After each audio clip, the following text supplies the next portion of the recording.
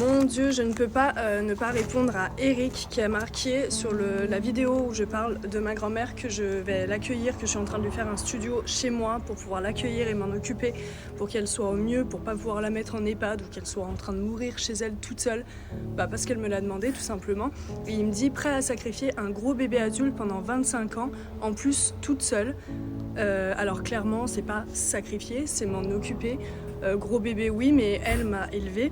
Quand moi-même j'étais un bébé, je pense qu'elle en a chié aussi de temps en temps, parce que s'occuper d'un enfant c'est pas tous les jours évident, mais elle l'a fait au moins jusqu'à mes 20 ans que je suis partie de la maison, je crois, donc de 0 à 20 ans. Elle a fait des sacrifices aussi, elle a galéré aussi, elle était là pour moi, je lui dois tout aujourd'hui, à moi d'être là pour elle, parce qu'aujourd'hui elle a plus la santé et l'agilité pour. Tu es Superman? Non, je ne suis pas Superman. Je suis juste une adulte responsable et qui aime sa grand-mère plus que tout, en fait, donc voilà. Alors bon courage et on en reparle dans 25 ans. Quand? Bah ouais, et pour répondre à ta question toute seule, non, on a la chance d'être en France, donc on a droit à des aides. Je pense qu'on a droit à des auxiliaires de vie, à des infirmières qui viennent, la livraison des repas par la mairie, il faut se renseigner, en fait, on a droit à plein de choses, on a la chance d'être en France, encore une fois. Donc toute seule, oui et non. Mais en tout cas, bien sûr que je suis prête à faire tous les sacrifices du monde parce qu'aujourd'hui, je lui dois tout. C'est ma grand-mère, elle m'a élevée, que je l'aime plus que tout. J'ai plus mes parents et même si je les avais, si je pouvais les prendre, je les prendrais aussi. Bref, la vraie vie, quoi. Vous savez, on vit vraiment des temps incroyables, vraiment incroyables. Alors, donc pour la petite histoire, vous avez en fait cette dame qui fait une vidéo suite justement à un commentaire qu'elle a reçu dans une de ses publications où elle explique justement qu'elle a décidé de ne pas mettre sa grand-mère en EHPAD, que voilà, elle a décidé d'en prendre soin, de lui aménager un petit studio juste à côté de chez elle, bref, dans sa dépendance, pour pouvoir bien prendre soin d'elle, pour qu'elle puisse ne serait-ce que voilà, passer une vieillesse agréable et pouvoir terminer ses derniers jours dans de très bonnes conditions. Et vous avez en fait ce mec, ce gars qui vient effectivement dire oh là là, mais qu'est-ce que c'est que qu'est-ce que tu es en train de faire là? Mais qu'est-ce que tu fais? Tu vas pendant 25 ans, tu vas t'occuper d'une dame? 25 ans, un gros bébé? Oh là là, mais qu'est-ce que c'est que ça? Vous voyez à quel niveau nous en sommes arrivés? Sommes arrivés au moment où effectivement prendre soin de nos anciens, c'est considéré aujourd'hui comme un véritable problème. C'est un problème.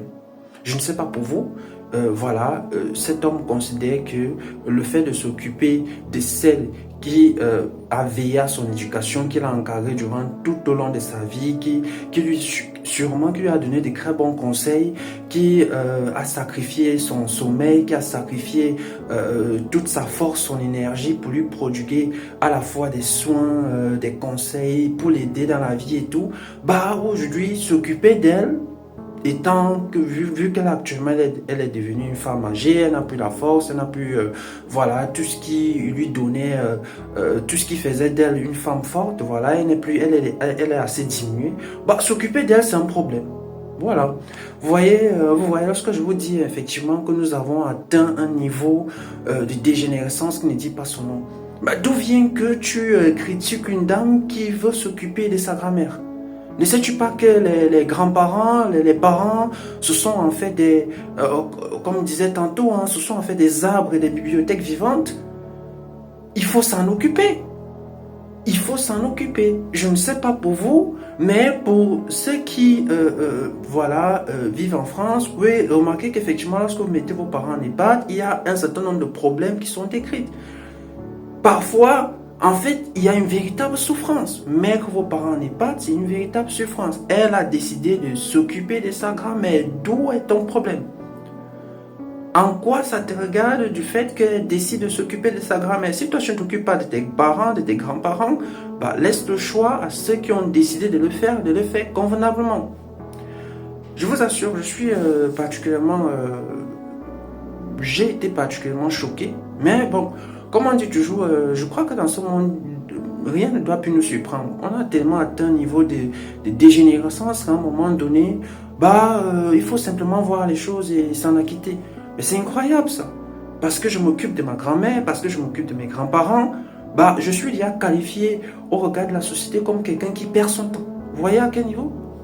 C'est-à-dire celle qui t'a mise au monde, celle qui t'a éduqué, celle qui a perdu son sommeil, celle qui t'a allaité, celle qui t'a fait du bien. Maintenant qu'elle n'a plus toute cette force-là, tu dois l'abandonner quelque part. Parce que, en vrai, ce qu'on ne vous dit pas, c'est le fait d'abandonner. Lorsque vous laissez vos parents en EHPAD, on a comme l'impression que vous les abandonnez. Voilà. Oui, tu as été utile pendant une bonne période de ma vie, mais après, à ce moment, tu n'es plus utile. Voilà. Tu n'es plus utile. Voyez à quel niveau nous en sommes arrivés. Nous vivons dans un monde où aujourd'hui, on délaisse nos parents. On délaisse nos parents, on délaisse nos grands-parents.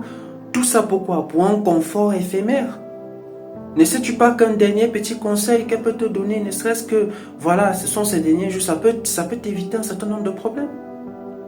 Ils ont l'expérience, ils ont la vie, ils ont vu les choses, ils ont compris des choses.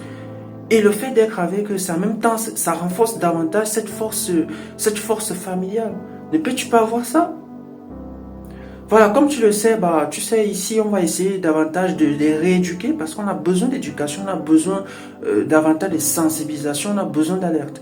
Vous qui avez encore la grâce d'avoir vos parents, vos grands-parents, prenez soin de ces personnes. Vous ne connaissez pas à quel moment de la vie ils ne seront plus là. Donc, tant que vous avez encore cette grâce, prenez soin d'eux. D'accord? Ne les balancez pas dans des maisons de part et d'autre où justement, vu le contexte des finances publiques, où on a de la peine à recruter des aides-soignantes, des personnes pour s'occuper de valeureusement, essayez de prendre soin de vos parents. Prenez soin d'eux. Vous avez encore cette grâce de les avoir. Occupez-vous d'eux.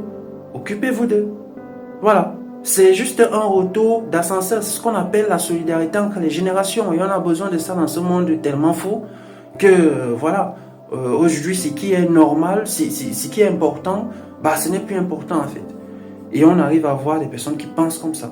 Réellement, c'est franchement inadmissible. Donc, je vous encourage, leçon particulière à retenir de cette vidéo, le brief. S'il faut retenir quelque chose, c'est j'ai encore mon père, j'ai ma mère, j'ai mes grands-parents qui sont encore là. Je vais en prendre soin jusqu'à ce qu'ils s'en aillent.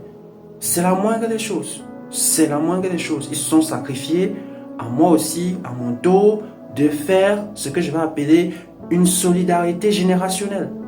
C'est tout. Voilà, tu connais la chanson, tu likes, tu commentes, tu partages, tu t'abonnes, tu nous donnes de la force parce qu'on en a besoin dans ce monde devenu tellement bizarre, à vrai dire. Mais bref, on a besoin de cette force-là. Donc, comme tu le sens, on se retrouve à la prochaine pour un nouveau brief. Ciao.